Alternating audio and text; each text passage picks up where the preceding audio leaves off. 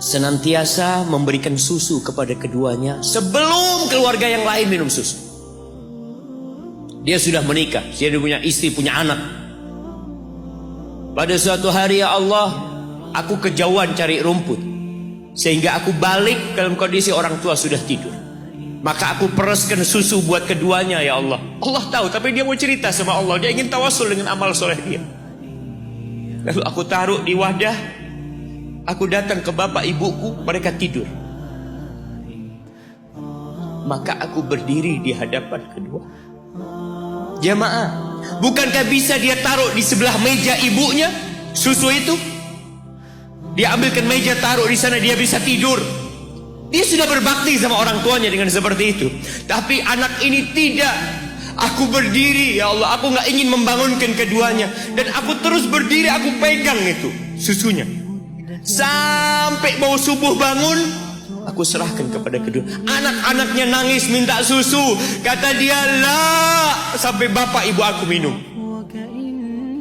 Kalian jangan minum.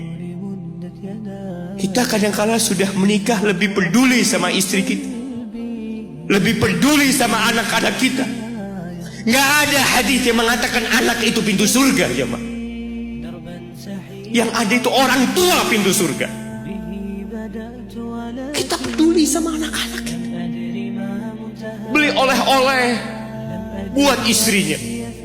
Ditelepon istrinya mau apa, kepingin apa. Pernahkah engkau telepon ibumu? Tanya, Umi kepingin apa, Umi? Ana lagi dalam perjalanan, Umi. Jamaah, itu anak, Masya Allah, dia berdiri. Kenapa dia kuat, jamaah? Karena dia tahu Allah yang nyuruh dia berbakti. Mungkin tidak ada yang melihat berdirinya dia, tapi Nabi ceritakan berdirinya dia. Dari malam jamaah sampai pagi, berapa jam dia ingat, ibuku hamil aku 9 bulan. Capek. Ana semakin tahu dengan tugas besar seorang ibu dan pengorbanan seorang ibu. Setelah Ana menikah, setelah Ana tahu bagaimana istri Ana hamil, ketika dia harus tidur gak enak,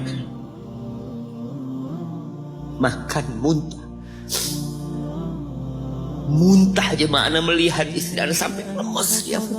Ana ingat begini ibu Ana hamil. Lalu kita lupanya, mah. Kita sok sukses, mungkin engkau lebih sukses dari orang tua. Tapi kalau nggak ada bapak ibu, engkau nggak akan pernah lahir di muka.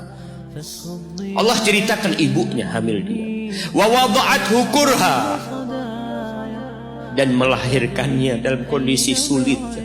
Kadangkala perut ibu kita itu disobek demi kita keluar dari perut ibu kita. Antum meninggalkan luka di ibu,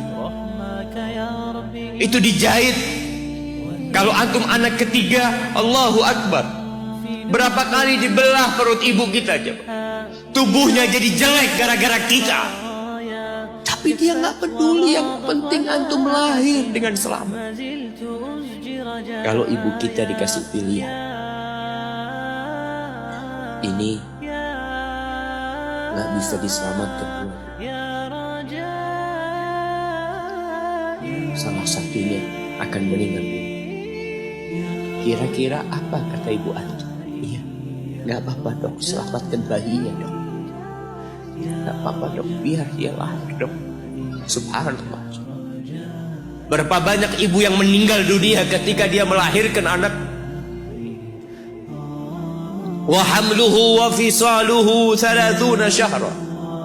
Hamilnya dan menyusuinya itu 30 bulan.